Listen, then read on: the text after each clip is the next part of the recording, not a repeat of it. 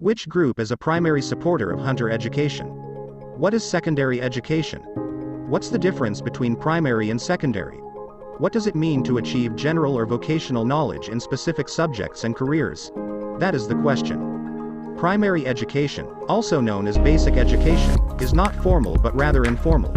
You can do primary school in a village, group, or private house. It includes primary school teaching subjects like English and math. These should be taught from ages 1 to 5. Children in primary schools have been taught how to read, write, and count, and they are expected to pass their exams without any difficulty. If you think about it, if most of them passed the year, that means at least 99% were happy with this schooling system. Secondary education is generally an academic subject or industry-specific field that requires a degree. The main categories include higher secondary and secondary schools, the first-year college where students choose what they want to study. They may also choose courses like arts, sciences, business, or humanities that help them develop into good professionals and leaders later on. This course is called an undergraduate degree. There are different degrees offered by universities that allows students from different countries to pursue their dreams, which include master's and doctorate degrees. Different types of studies include vocational schools, school of nursing, community-based education, science schools, etc. All these are educational institutions that are designed for individual learners. Students in these schools learn new skills and knowledge that helps them in their future career lives. People who are interested in studying in one of these programs often come from poor backgrounds, and they also work hard to make a better life out of the harsh conditions they are exposed to. There are various forms of education like elementary education, secondary education, and primary education. This refers to the form of learning in which children from 2 to 5 years old are taught about learning concepts like reading, writing, and arithmetic or languages, math concepts, social, psychological knowledge. Primary education is an early life education, ELE. It was established in 1930 by American educators Richard W. Ryman and John H. Kaiser Jr. In its modern sense, primary education can be seen as the foundation of knowledge, or as education's main source for developing competence in the understanding, appreciation, and application of knowledge. Its main purpose are to enhance the student's capability for thinking independently and also to aid or make independent thought process. For elementary level students, it helps the child understand their environment in order to manage natural resources and improve their physical and mental well-being. Primary education also includes home economics like setting meals times and meal timing and cooking, shopping for groceries and other basic needs such as clothing, medicine, and supplies. This is done at homes, schools, and churches. Primary education encompasses all aspects of everyday living and the development of knowledge and skills, and includes the role of family members, teachers, parents, etc. Primary education encompasses many areas including health and illness, socialization, behavior management, and communication. It is also taught to a wide range of individuals from infants to senior citizens. The term, primary education, describes a form of education that offers formal and primary education to children from birth to 7 years of age. This kind of primary education is often based on a variety of sources, including public or private schools, centers, clinics, libraries, museums, homeschooling, and many more. Some of the essential elements of this form of education include language and numeracy, social studies and emotional development, physical education, and cultural and moral development. To obtain excellent quality education in primary, the parents must choose the right schools which offer appropriate and relevant curriculum.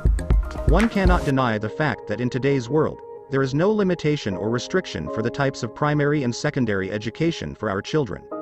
Secondary education is generally an academic subject or industrial-specific field or area of study that requires a bachelor's degree or higher. Two types of institutions offer post-secondary students: technical colleges and university education institutes.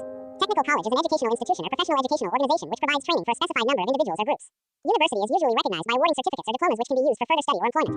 Here we discuss some of the major stakeholders involved in the distribution of primary education, some of whom are parents, teachers, administrators, students, policymakers, community leaders, and others. Parents and communities play very important roles in ensuring that children from the poorest families and those living in slums and in abject poverty receive appropriate and adequate primary education quality and quantity necessary for self and societal survival.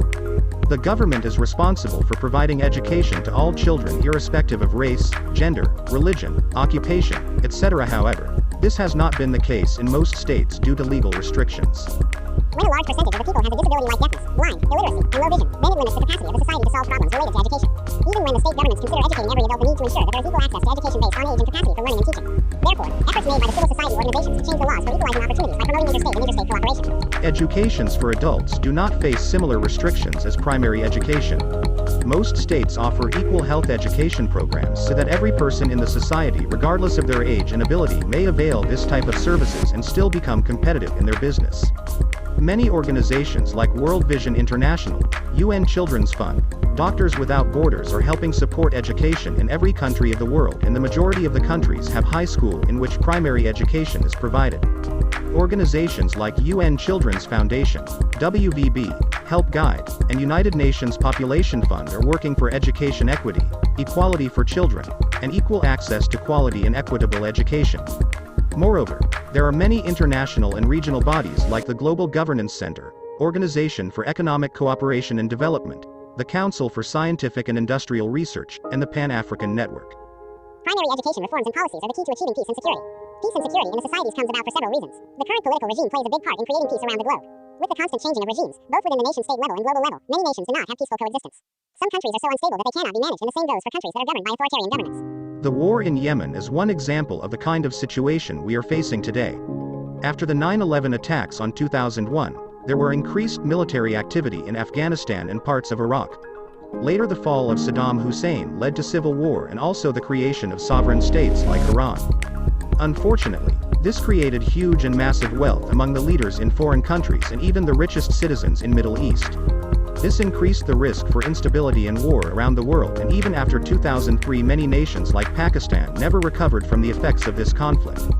Those wealthy countries did not enjoy peace because no one would invest their savings in domestic industries and no one would invest their money abroad. Many factors are responsible for causing the current global political situation to be unstable, but the biggest factor is the economic crisis that has spread across the world. This is caused by the decline of stock market value of assets such as the dollar, stocks, bonds, commodities, and currencies. Many governments, including the US, have lost money because of the crash in the stock market. Although, the recent recovery of stock market value in 2012 led many developing countries to borrow money from their friends and neighbors at lower interest rates. This caused massive borrowing to developed countries, thus causing the inflation rates to rise and the cost of servicing loans to increase tremendously. The current global financial crisis is directly linked to global events like the global financial crisis, the Great Recession, and the 2008 financial crisis.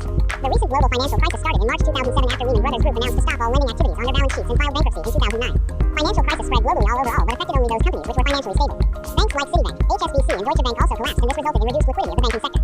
Governments like the UK, Canada, Italy, United States, Australia, among other countries did not fare much well as compared to developed countries.